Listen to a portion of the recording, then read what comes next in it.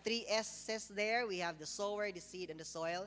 Ang akong gamiton nga reference is ang Mark. Although naani siya sa Matthew 13, but we will be diving to Mark 4 because naay mga terms nga murag ganahan ko sa pagkagamit. Pero napod ko'y gihulam sa Matthew. So, kung convenient sa inyo ha, manindog ta. Let us read the word of the Lord responsively. I will be reading the first slide.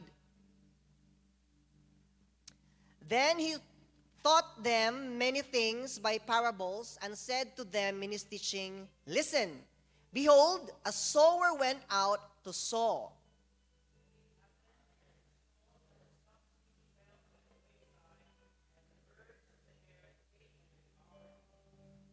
Some fell on the stony ground where it did not have much earth, and immediately it sprung up because it had no depth of earth.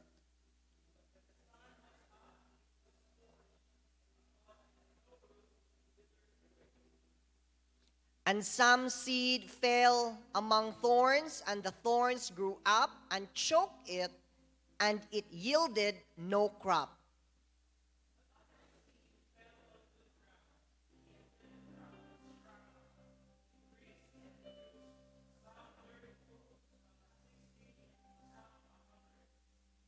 And he said, to them, he who has ears to hear, let them hear. Shall we bow down our head? Let us pray. Father, if there be one thing that we could ask of you today, I pray, Lord, that you're going to prepare the heart of every individual who is present here and watching live today. I pray, Lord, that you're going to speak with boldness and clarity through your servant to the anointed word and by the power of the Holy Spirit, that each and every one of us, Lord God, will be alerted, will be educated, and informed by the word and live according to your word. Lord, let there be no platforms to be raised today except the throne of Jesus in our midst. We give you praise and we give you honor. In Jesus' name, amen. You may now take your seat. I'd like to start my sermon with a story because I really love to tell story. There was a parrot nga gi-display sa usa ka pet shop, siguro Poo Tropical. Yun na. Napay parrot sa ato dito si Pastor Jerry? Naay parrot, okay.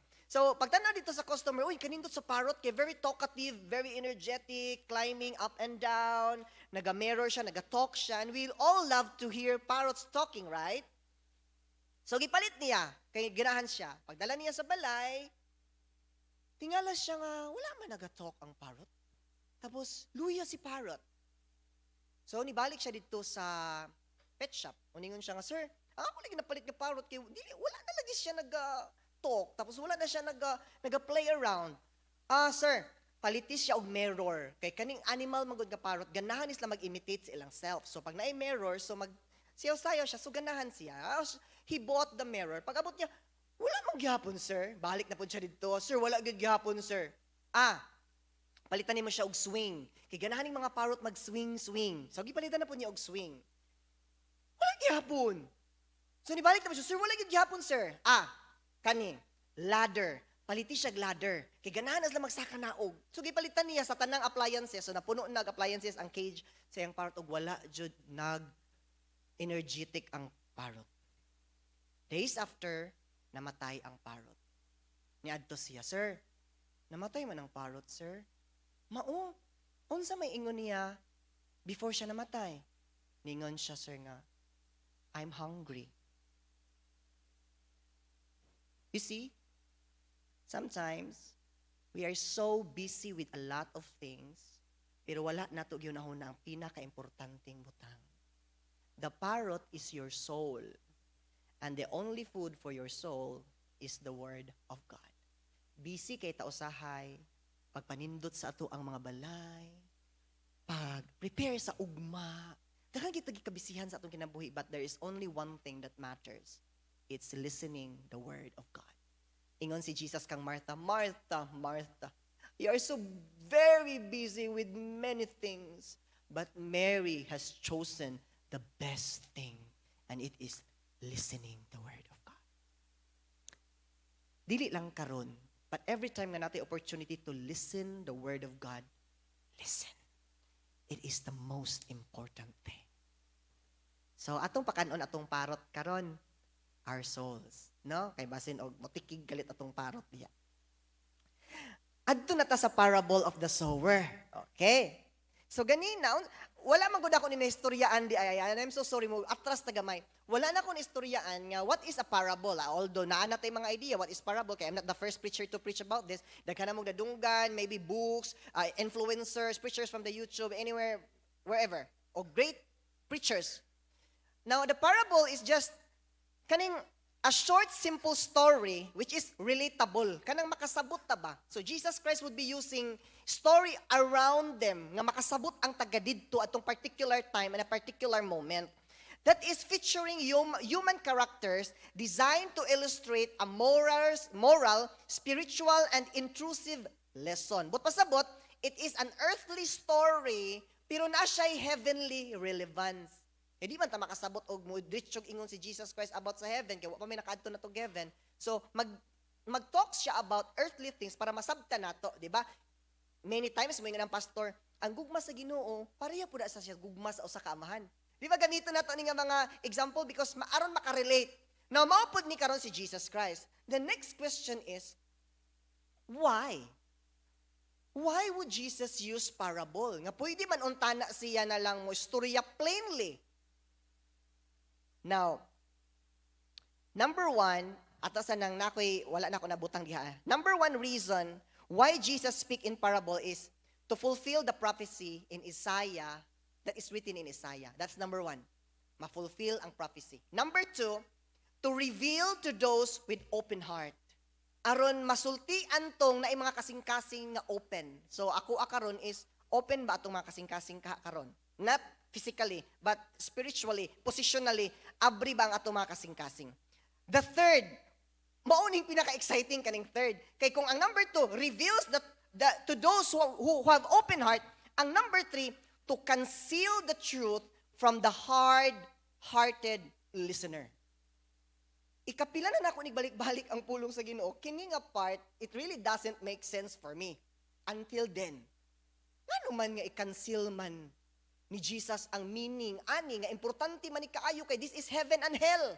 Unya, why would he speak in parable? And the purpose is to conceal it to those who have hard heart. Aron dili masabtan ato mga tao nga gahig kasing-kasing. Gahig utok. Ibagnul og utok. Wala na dere. Naadi ay kay silence means yes. Di wala na, no? So let us hope nga wala na din sa BGC. So, atong i-discover karon, why? Ngano man nga iya mang i-cancel ang kamatuoran. Imbis kay kinahanglan gani nila Lord kay di sila kasabot, imo pag yung istoryahan og parable, mo samot og wondering ang ilang mind. Now let us talk about it. Here in Mark 3:22, the scribes who came down, kining scribes, leaders of the synagogue, okay? The scribes who came down from Jerusalem said,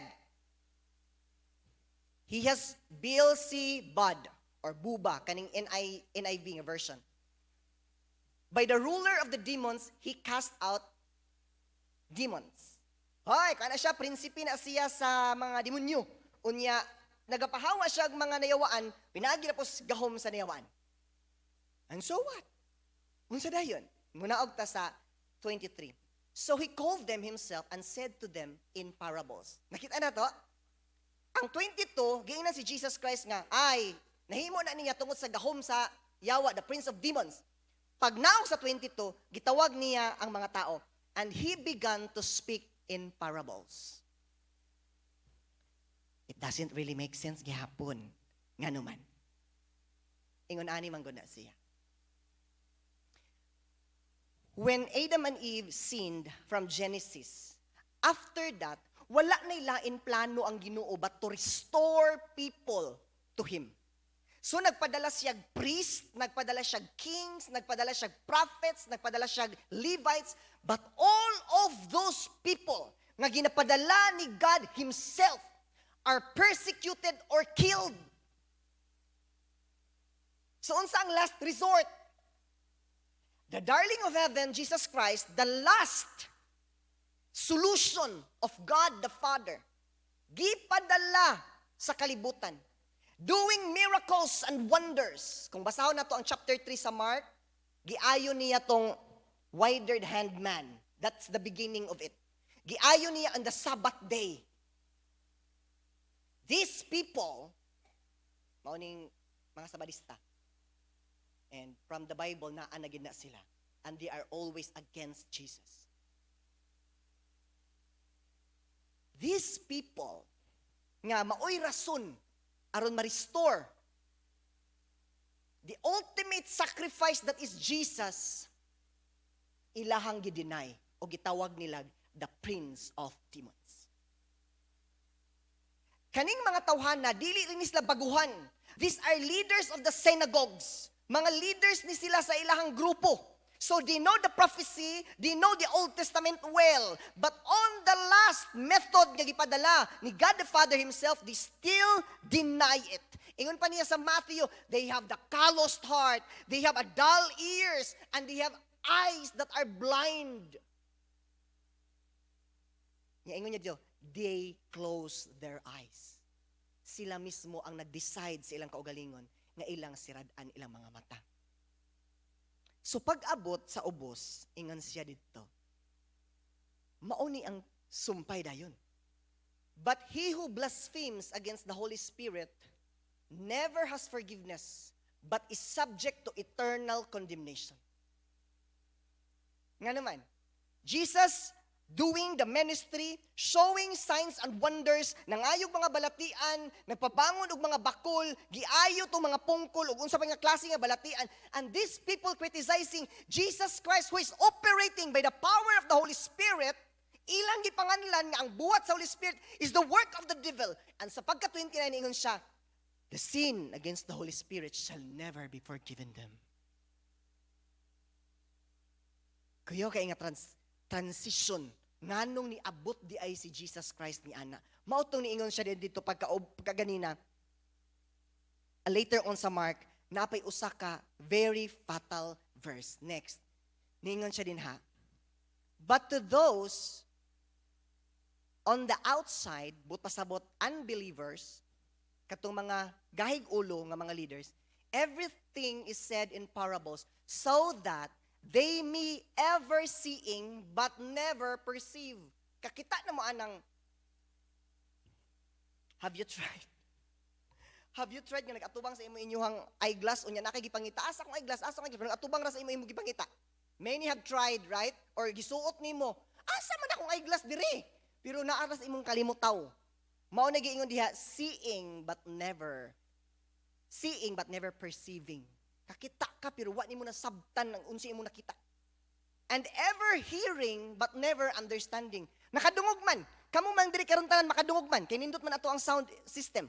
Enclosed pa gid ta, so wala gyoy di makadungog unless na ay nabilin ang hearing aid. So I believe nakadungog tang tanan. Amen. Pero ingon siya hearing but they never understand. Otherwise, they might turn and be forgiven. Ha? Ang sabot pasabot. God speak to parables aron dili sila makasabot, aron dili sila makahinulsul. God Himself prevented these hard-hearted people to repent. Asa may other references na to, ana? Kadumdum mo ni Pharaoh. Who hardens the heart of Pharaoh? God Himself. Pag-abot ninyo sa Romans 1:26-27, kinse nagtugyan aning mga tawhana sa makauulaw nga pagbati? God Himself. Ngano man? Because they are very hard-headed. God is talking to us nga sa atong pagpaminaw sa pulong, we need to act it out. Receive and act it out. God Himself don't want them to repent. Dili na ako sila gusto makasabot ani nga parabol. Aron di sila maghinulsor, alon dili na lang gyud sila makabati unsay kamatuoran. Why? Prophets, priests, prophecies, written works, audible, signs and wonders, pillar of fire, pillar of clouds, but still these people are so hard. Very impossible people. Tulibagbag pas na ng tulibagbag. And I'm sure kung naata dito apilta sa katulibagbagan nila. We would say in our time, kung naapa ko atong panahon na, kinadyo ko magduha-duhas Ginoo, wa ta kabalo. Mao ganing diri kag ipakataoan ni Ginoo aning panahon na kay basig nag-una kas impierno atong panahon nagwa tuwa ka dito. Maayo na lang ginang Ginoo. Amen. So mao nay reason. The next munaog na ta.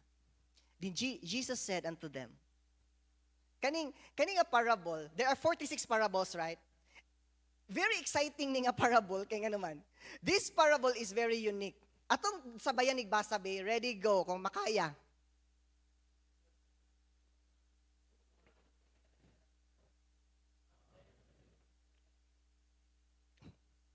Amazing. Kaning 13, gamay ra man gud kayo so ato ra ning skip. Pero yun siya, wa mo kasabot ani nga parable? Wa ba ka nakahibalo nga kung wa ka nakasabot aning the parable of the sower, dili nimo masabtan ang tanan nga parable. Among all the parables, kanira nga parable nga niingon si Jesus Christ nga kung dili nimo ni masabtan, ninyo masabtan, di jud niyo masabtan ang tibuok parable. And I believe nga kung di nato ni masabtan, di nato masabtan ang tibuok Bible. That's why no wonder there are people who've been reading the Bible. Your Bible doesn't make sense. Because the first thing before reading the Bible, before you will understand this, is to accept Jesus first. Or else everything here doesn't really make sense. Kung magbasa ka ani pero denial ka kan Jesus, you will never fully understand. Naingon si Jesus, kung di nimo ni masabtan ning parable of the sower, di nimo masabtan ang tanan nga parable nga imong basahon. Ngano man? Because this parable speaks about the heart. And the heart is the cause of all the issues of life. Pag dili convince ang atong heart, dili gid nato masabtan ang tibuok pulong sa Ginoo. Mo nang ingon si Lord, kung problematic imong kasing-kasing, you will never understand all of this. So medyo taas-taas gini akong wali karon. Bahalag next year na kumuwali. So. Now let us explain the parable. Parable explained. Let us talk about ang uban, dito lang ko sa 3 grounds maghatag og kanag yung emphasis ha. Kaning uban, ako lang ning agian. Number 1, the sower. This is God Himself. And we know God can speak audibly. Bisag karon. Kay Ginoo man siya. He is not bounded of anything. God man siya. He can speak audibly. He can speak with prophets. He can speak man gani siya with animal. Diba? The asno. Istorya gani ang asno. So God can use anything. Kay God man siya. Mo istorya siya to the pastors, to the believers. Pwede siya makikistorya sa imo through Facebook, ng mga basa nimo. Pwede siya makikistorya sa imo radio or TV. Any means, anything, pwede gamiton ni Lord because He is God. He is the sower. So anything na pwede nagsabwag sa imong pulong could be considered as a God-used vessel para mapugasan tagpulong. So wala na tayo question diha. Next na ta. Adto ta sa seed. Gitapad lang nako no ang comparison sa parable ug ang explanation ni Jesus aron makita ninyo no ang verses asa siya gi-explain, asa siya gisulti ni Jesus Christ. So ang seed is the word of God. Now, the word of God is perfect. Everybody say perfect. Do we believe that the word of God is perfect? This is the most important thing because ingon siya heaven and earth will pass away. Tanan nga tong hinaguan will just be burnt and melted. But not one jot or dot from my word will be changed or pass away. Ingon pa ni Job, I cherish your word more than my bread. Mas gitinguha nako Ginoo ang imong pulong kaysa akong pagkaon sa matag adlaw. Napa ba'y Kristohanon ngayon ani karon? Or kasagaran nato, sige lang, di na ta mo basa kay naa may wali sa Domingo. Sige lang, di na ta mo tuon kay naa may doctrinal sa Sabado. if you will never consider or treat the Word of God, just like how Job treat the Word of God as more than his bread, you will never get the nourishment that your soul need. The seed is perfect. Dili na gid na mausab ang seed. But here in the parable, the seed is used to diagnose the heart. Wala may problema ang sower, God. Wala may problema ang seed. Perfect ang seed. Pero makita na to nga sa 4 parables, na ay problema, wala ni tubo sa uban. Is it the problem of the seed? No. It is the problem of the soil. Wala problema ang pulong, it is used to diagnose. Nganong na-diagnose man to niya asa ang gahi? Nganong na-diagnose man to kasi maayo? Asa ang batuon? Asa ang tunokon? O sige, gamit niya pag-diagnose. The situation of the seed. Ang kahimtang sa liso. Ang kahimtang sa pulong. So, madetermine na itong karoon ng atong mga kinabuhi, sumala sa pagdawat na to sa pulong sa Ginoo, na unsa man ang pulong sa Ginoo sa atong mga kasing-kasing. When Pastor Ed preached about tithes for 3 Sundays, nitubo ba? Or namili rata? Pilion na nato itong asay nindot. Kini discard. Kani nindot. Kani maayo. Kani di ko anak kay sakit. If we are Christian as such, mamili ta karon aning 3 grounds. Dili na ako i-discuss og maayo ning good ground, but I will dive in the soil. The soil is the heart. And I have this thinking ba, BGC will be celebrating 61st this 2026. Amen? Woohoo! 61st. No? Ika 61 years na to. In 61 years, times 52 Sundays, there are approximately 3,175 sermon being preached in this platform. Kung Sunday lang, 3,175 preachings in this particular platform. Kung naapa mo'y Sabado, times 2, 6,000 kapin. Napagid mo yung mga important nga mga gatherings, so mabot og roughly 7,000 preachings being preached in this stage. Kung kadtong tanan nga gisabwag nga mga pulong sa Ginoo, gidawat ba to sa tanan membro sa BGC? Dugay rata nag 2 service o 3 service. Naata sa tunga-tunga sa syudad. But we can still see empty seats. 7,000 preachings. Some of it wasted.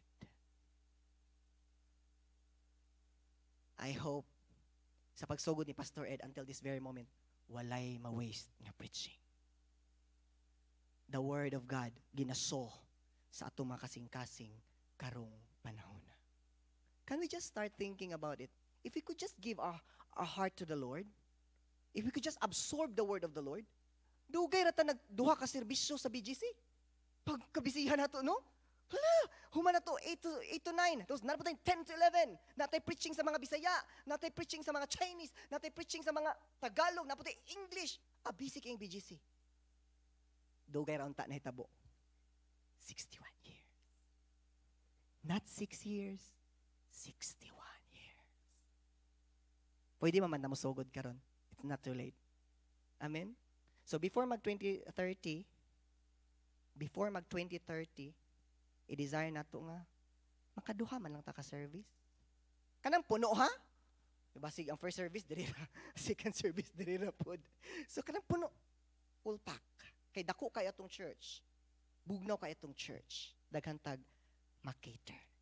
The same word nga giwali karong kabuntagon, pero lahi-lahi mo og reaction because you are different soil. And I hope before ta mo gawas, mahimo tag usa ka maayong soil. Number 1, the wayside. Kaning wayside is a soil that is open. And when it is open, it is vulnerable. Mag-agi-agi ang mga hayop, agi-agi ang mga tao, paglupad-lupad ang mga langgam. Kanang kumbaga, It's a prostitute place. Bisag kinsa ray mag-agi-agi, bisag kinsa ray manamas-tamas. It speaks about our heart, our unprotected heart. Nga bisag unsa lang nga wali dawaton nato. Nakadungog tag wali dinhi mayuning tag ako nang buhaton sunod. Pag tan-aw nato, dili naman daw buhaton, yung atod ani nga pastor, nausab ang ato ang huna-una. Kay unprotected ang atong mga kasing-kasing. Ang pulong nga gipugas, nindot man kay paminawon unta na during the wali, paggawa sa pultahan nawa, because our hearts are unprotected, walay fence. And because unprotected siya, bisag kinsa ray mag-agi-agi aning wayside, unsay resulta pag ang agihanan balik-balik kag agi? Come on. Balik-balik kag agi, yuta. Ma-flat. Mugahi.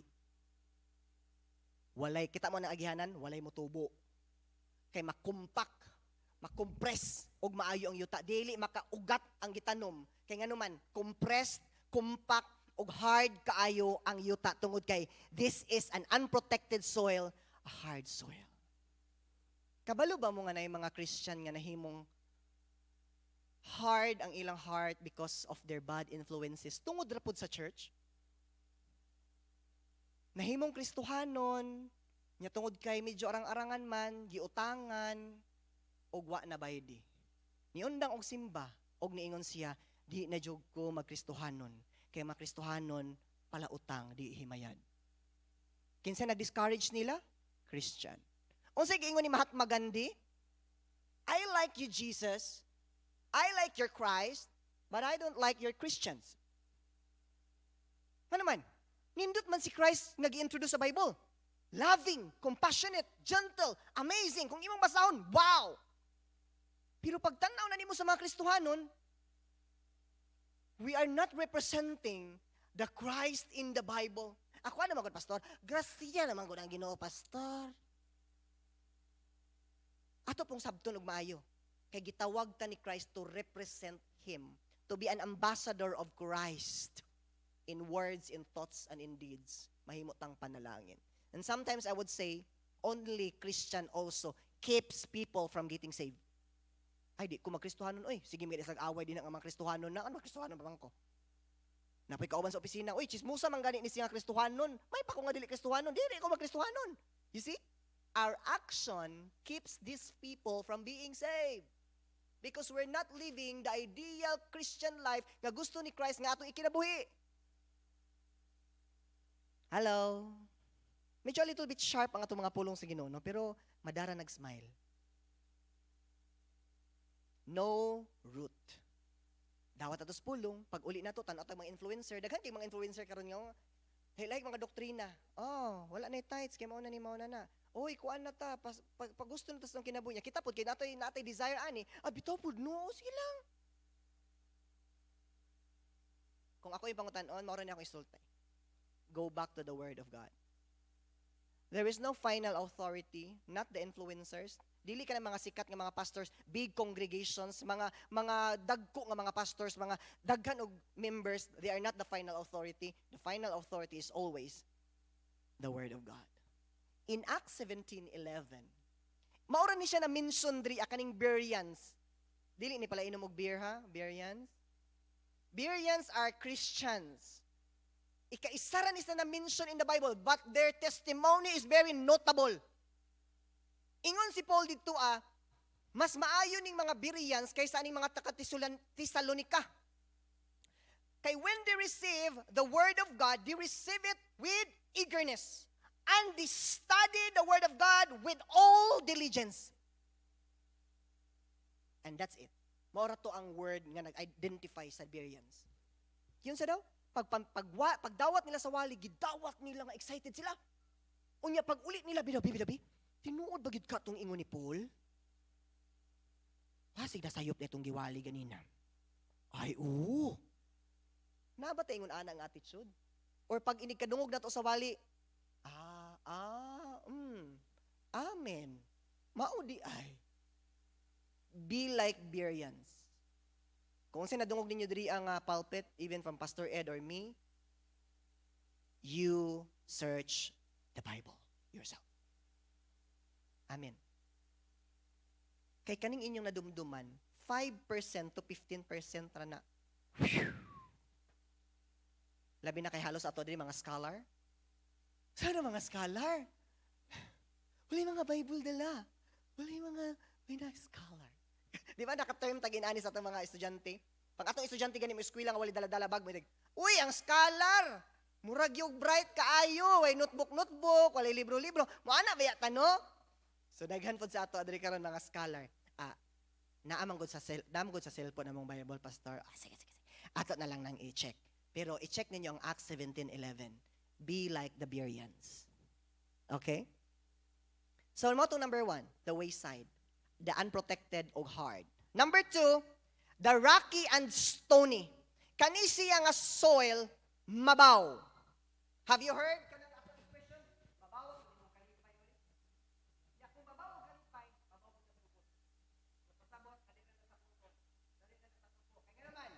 Mabaw.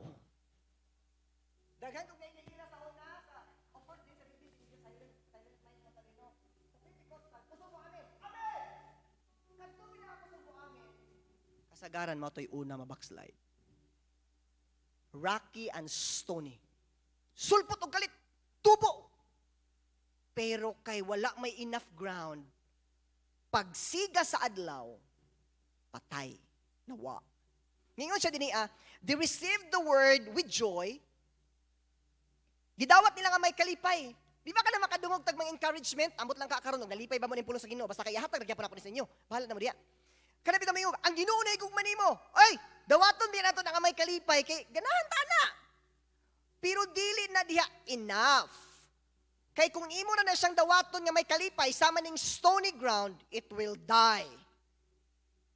The word of the Lord must proceed to conviction, the next to repentance. Or else walay pulos ang pulong sa Ginoo. What happened to Zacchaeus? Pag adto ni Jesus Christ sa iyang balay, wala pa nagwali si Jesus Christ. Pero pag sulod ni Jesus Christ sa iyang kinabuhi, maupod nang ikaw karon ay Jesus imong kinabuhi. Ningon siya, Ginoo, kung naamang ko'y nalimbungan, ibalik nako 4 times. Unya, ang katunga sa akong katigayunan, ipanghatag nako sa mga pobre. Because conviction precedes repentance. Dili pwede nga mudawat ka sa pulong sa Ginoo niya. Nalipay ra ka. Tingsi-tingsi tama na ni. Dili pwede. Kinahanglan mo resulta siya sa conviction ug maotro. Kay nga naman, pag ingon diha, and persecution and tribulation arises for the words of God's sake, immediately they stumble. Kay ka na mag-promote, simba ta kay mawala imong problema. No. Pag musimba ka, pag ipursuni mo ang holiness, pag ipursuni mo ang faithfulness in life in Christ, 2 Timothy, ningon siya, and those who will live Christ, they will suffer persecution. Kamala kung sa consequence sa mahimo kang faithful sa Ginoo, you will experience persecution. Mao nang gusto naman tanong ko mo duol sa Ginoo maayo, pero nagplano ka itong Domingo nga musimba ko, pero naging tentasyon ba? Nusugod ang tanong ko, bunlot sa akong offering, pero gipugungan ko. Because those who will live godly in Christ Jesus will suffer persecution. Nagagipadala ni mo, biski gusto na ka mo muundang og tagay-tagay, padala nito kag isa ka case nga pinaskuhan kay Sinyin Kwaile. Tama ba? Tama ba? Kung iso. Manang naglikay lagi kog Chinese kay basig masayop balahi na kung ano, lahi pagka-pronounce no. Well, my point is, ang pagkakristohanon will not warrant us nga mawala ang problema. Madugangan ang imong problema. But good thing, kay kung madugangan imong problema, ubanan ka ni Kristo, madugangan man pod ang imuhang reward. The third, the stony ground, the thorny ground. Sa maning thorny ground, kaning magong thorny ground, ingon siya din they are the ones who hear the word and cares of this world and the deceitfulness of riches and the desires of other things entering and choke the word and it becomes unfruitful. Ang nakanindot ani kay wala namatay ang word. unfruitful siya. Wala man din namatay. Unya kay ang singlon sa Ginoo kay ang fruits man. So wala gyapon pulos. Bisag buhi pa ng pulong si mo kasing-kasing pero wala na mo nga, it's useless. Naunsa man nga worry? Wala makasala dito anig mag-worry ta kana mo ingon tag asa man ko magkuha pang bayad sa kuryente. Kasala na rin ko ani. Ang worry diha is from the Greek word merimnai, means anxiety, chronic and deep worrying. Kana bang makabuang na nga kabalaka. Mao na gibot pasabot niya diha. Nga ang mupatay sa imuhang pulong nga nabatian kaning imong kabalaka. Kanang niingon, God is my healer. Pero naghunaw na di naman gid siguro di maayo akong balatian. Chronic worrying. Yan ingon siya sa Matthew 6:39. Do not worry. First, nga mupatay sa pulong sa Ginoo or muluok sa pulong sa Ginoo, worry. Second, the deceitfulness of wealth. Ang false promise o false security nga gihatag sa finances o kwarta. Wali na po si Pastor. Dili di ka gusto Pastor madato, gusto. Nindot ra gid ng dato. But then, kung ang atong kadato gisaligan nato, it comes the deceitfulness of riches. Sige lang og magsakit kay daghan pa man ta. Naman tay 7 digits. Sige lang kay dapat tay mabaligya didto, dapat tay maprinda diri. Dapat tay mabunlot din na. Kung ang atoang gisaligan is this blessing nga gihatag kanato ni Lord. Mo nang gingon, the deceitfulness of wealth, the false promises and security, ug ang imong happiness and purpose naa na sa imong kwarta, then money is no longer a tool but your master. Kaning kwarta tool na siya nga gihatag ni Lord aron mahimong efficient ba murag kung nagbungkal kag yuta gamit imong kamot ngita jud kag something nga ikabungkal ngita kag pala ay pala salamat so na ko'y tool efficient. So gihatag sa imo ni Lord ang finances as a tool but not a master. Because if you do not master your money will master you. Mao nang kung sige ta chase after money. Ay sa taron, di taron manimba kay dako karon ang deal because chasing after money. Kabalo mo Exxon, daghan ako nakitaan, many. Reality. Na yung mga Kristohanon nga below average o mintag na sila'y sufficiency ug more than enough. Naingon ani nga mga Kristohanon. Murag makasabot ta aning medyo lisod-lisod nga magtrabaho 24 oras for pila man ang adlaw. 350 to 400. Ato isa ka kilong bugas sudan unom ka buk anak. So igo-igo ra gid ang isa ka adlaw. Murag makasabot ta nga they will work from dusk to dawn sa kalisod. Pero if you have the sufficiency, gihatagan ka ni Ginoo og sobra-sobra for what? For you to have more time with Him. Nga dili na ka magsigig problema unsay imong kaunon kay sufficient man ka. You will have time to pray, to fast, to engage with the Lord. Kay dili ka pareho sa uban nga nagkalisod pa sa life. I'm not discriminating status in life, but this is the reality where we are walking right now. Lahi-lahi tag estado sa kinabuhi. So if you happen to have sufficient or more than sufficient, God is telling you, I want more time of you. And I want you to participate in my ministry. Unsa may kalainan? Sa mga pastors, di pa man kay dugay ang 16 years. Daghan kong matuan nga mga churches na moingon. Daghan kong mga kaila nga pastor na ay manahiay nga pastor, na ay manghilutay nga pastor, na ay walay mananagna, na ay wala po'y tulisan. Basta ka ng noble job, manahiay sapatos, napoy pastor nga, lana ganyan manghilutay. Dancer, wala na dancer, kaniundang naman ko. Then I say, nga nung mani nga maingon ani man? Because of the lack of sufficiency. Unsay resulta na? Less preparation sa wali, di na maka-fasting umay si pastor, dili na siya maka-pray more, malessen niyang visitation because sa kakulangon, mangita siya para sa iyang need. Pero ug naa na gani more than enough or sufficient na, you can do everything for the Lord kay taghan naman kag panahon. Dili lang na sa pastor. Sa mga Kristohanon nga susama ninyo, nga gipanalanginan na sa Ginoo. This is the word of the Lord. I want more of your time. and I want you in my ministry serving. The fourth is the good ground. Short lang. Kinsa man nasa good ground, kato mga Kristohanon nga namunga ilang kinabuhi. They are the good and fruitful soil. Nidawat sa pulong sa Ginoo, nag-usab, nag-change, nakita silang kinabuhi. This is it. But I'd like to focus on the three. The wayside, the stony, and the thorny. Mga igsoon, let us search our hearts. Kay 7,000 na lagi kabuok, ginawali ani nga stage. Kumusta nga ito mga kasing-kasing? Asa man ta?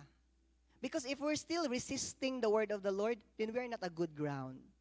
Kung ang mga pulong atong nabatian karon nga Domingo, or sa mga Domingo nga nilabay, wala na, wayside, gikuha na si Yawa, gisakbit na ni ang pulong, wa katubo.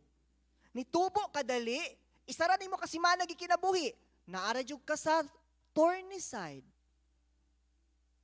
God wants us all to be a good ground. Why? He invested His life. He gave His Son. He prepared everything for you. He win the battle for you. He win even death for you. Ayaw pasagdi nga lugi si Lord sa investment niya nimo. Unsaon man gid pastor nga gahi magid akong kasing-kasing sa pagpasaylo. Unsaon man gid pastor nga lisod man gid kaayo. Ingon pa niya sa Ezekiel, I will give you a new heart. I will give you a new spirit. My heart, my spirit. So kung gahi imo kasing-kasing, ingna si Lord, kuwaara gud ni. Kambyuhin ni ba? Pareha sa imo ha. Lord, kani akong espiritu, di ko ganahan ani ba? Kuwaar ni alis di. Mao nagingon sa Ezekiel. Amen. I will not say my apologies kung nasakitan mo sa pulong sa Ginoo. That's the reality. There is. And God wanted to speak, to break everything in our lives, to soften our heart, because He wanted to pour out His blessings towards you and your family and their children and their children's children. They will be standing before the Lord, blessed because of your life.